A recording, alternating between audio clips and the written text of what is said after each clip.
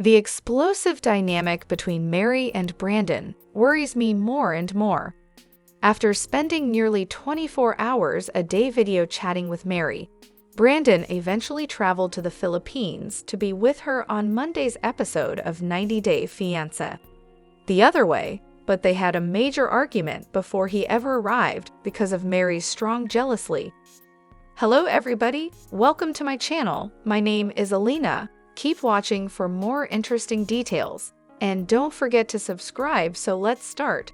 Due to their obsessive love, Mary and Brandan, both 23 years old, have generated a lot of controversy among 90 Day Fiancé watchers. They both dislike the other talking to anyone of the other sex, even if it's Brandan's mother, sister, or a very innocent conversation like talking to the dentist. This is in addition to continually video chatting, even while the other is sleeping or using the restroom. Mary claimed that Brandan's resentment caused her to cease dancing and modeling and to drop out of college. Brandan said that he has lost employment as a result of not being able to continually video chat with her.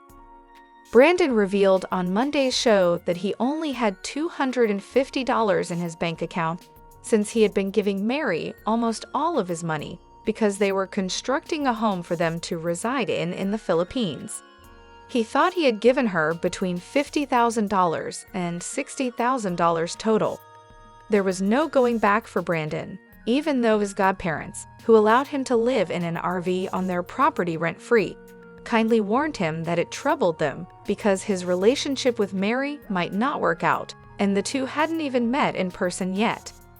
"We both genuinely desire this, and nothing will separate us from it," he asserted. Despite the fact that he and Mary frequently argue over their envy, he also claimed that he had no backup plans in case they broke up.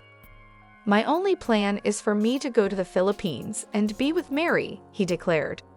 "I have a lot of faith in that since that is the plan for my future."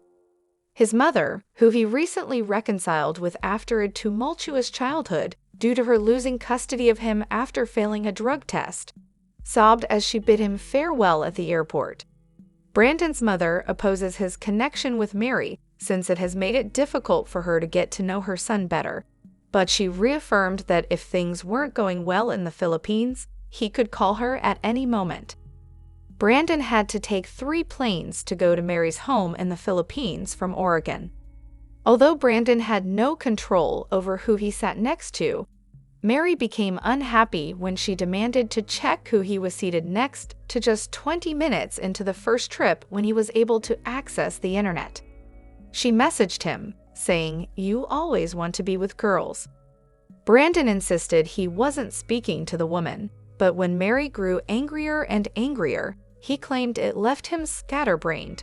To placate her, he then changed to a seat where he wouldn't be seated next to anyone. She still referred to him as a liar. Brandan informed the cameras, "I feel like I can't win. I'm unsure of how to satisfy Mary's requests." Mary grew angrier and angrier in the meantime.